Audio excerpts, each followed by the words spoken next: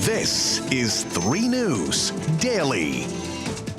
Hello everyone, welcome to 3 News Daily on this Tuesday, October 17th. Thank you for being with us here in Northeast Ohio. I'm Stephanie Haney. And we begin today with developing news out of Washington, D.C., where Ohio Representative Jim Jordan did not get enough votes to become the next Speaker of the House. He needed 217 of the 221 GOP caucus members to vote for him, and he just couldn't get there. Last week, Jordan was nominated for Speaker after House Majority Leader Steve Scalise withdrew his bid when it became clear he didn't have enough votes. Democrats are now backing House Majority Leader Hakeem Jeffries of New York. Now to an update on what's believed to be the longest-running Amber Alert ever in Northeast Ohio for a Cleveland teen. Today, the reward for information on 15-year-old Keshaun Williams' disappearance has been raised to $12,500. 4 months ago, on June 17th, Keshaun called his mom to say he was on his way home and then never showed up. If you have any information about his disappearance, please call the Northern Ohio Violent Fugitive Task Force. Now, starting today, the Cleveland Clinic is asking both visitors and workers to start wearing masks again. This is in hopes of limiting the spread of viruses like the flu, RSV, and COVID. When it comes to COVID, the Ohio Department of Health reported the state is currently seeing a downward trend in cases, hospitalizations, and ICU admissions. Most medical professionals still recommend getting a booster shot, including this Cleveland Clinic doctor who says the vaccine reduces your chances of ending up in the hospital. COVID still causes more hospitalizations and deaths than the other respiratory illnesses that circulate. Doctors say the latest COVID vaccines offer about 3 months of protection from COVID, but it takes time to build immunity. Right now, there are currently 3 versions of the vaccine available: Moderna, Pfizer, and the protein-based Novavax shot. That's available to anyone who is at least 12 years old. Now, while you might use your Apple Watch or your Fitbit to count your steps, scientists are counting the bacteria those things carry. Researchers in Florida tested the common material used for wristbands for fitness trackers, like rubber, cloth, and metal, to see just how much bacteria builds up on them. And they actually found that 95% of rubber and plastic wristbands were contaminated with some sort of dangerous bacteria. The material with the least germ buildup was metal, particularly silver and gold. And that brings us to our question of the day today. In a popular TikTok video, a nurse shared that a patient got an infection after not cleaning their smartwatch. So we want to know, how often do you clean your smartwatch? Post your comment to the WKYC Facebook page. We'll talk about that during 3 News at 4 and 3 News at 5. And the answer for me would be never. I have never done that, but I will do it today. All right, now it is School Bus Safety Week here in Ohio, and that means cracking down on drivers who violate rules involving school buses. Every week, bus drivers report that people go through their flashing red lights when they stop to pick up or drop off a student.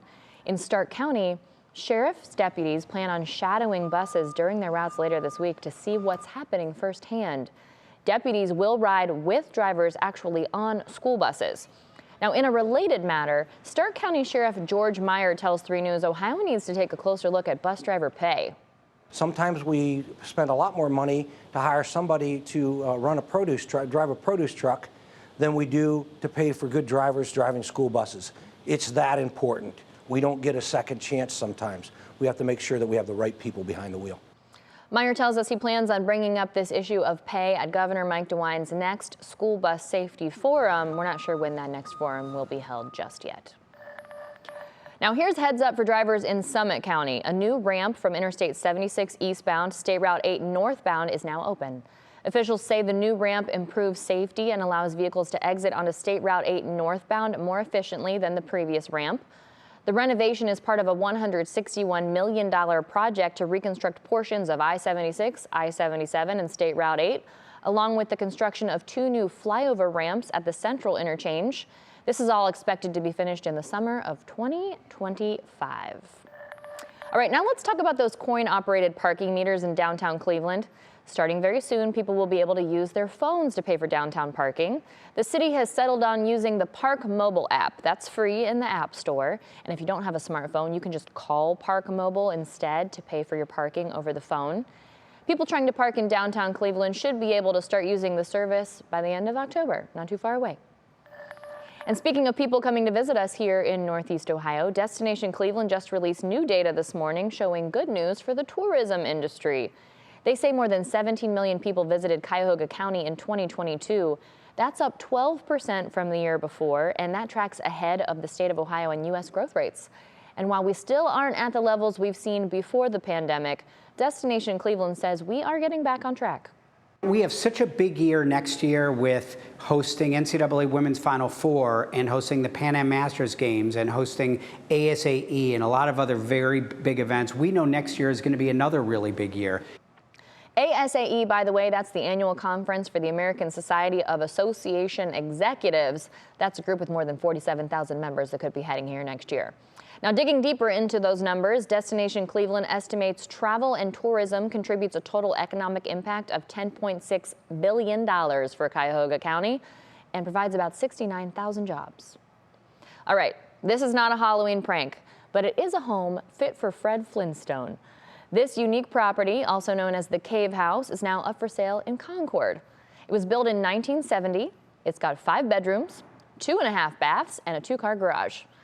The asking price to live in the Cave in Lake County is $400,000. So if you're interested, you can go put a bid in on that. All right, now before we go, here's some good news for holiday movie lovers. Peter Billingsley, who played Ralphie in A Christmas Story, is coming back to Cleveland along with the entire cast of the movie next month for a celebration of the movie's 40th anniversary. They'll be in town November 10th through the 12th for a special behind-the-camera reunion. It's a weekend-long expo hosted by the Greater Cleveland Film Commission, and it's expected to bring together fans, filmmakers, and cast members to reminisce about the film's success over the years. If you want a ticket to that event, they are on sale now. We have a link to buy them on WKYC.com. It's good to see them coming back here to celebrate that movie. It is a classic after all. All right, thank you very much for being with us for today's edition of 3 News Daily. Wherever you're watching or listening, we appreciate you. Have a great Tuesday. We'll see you back here tomorrow with more of your top stories from around Northeast Ohio.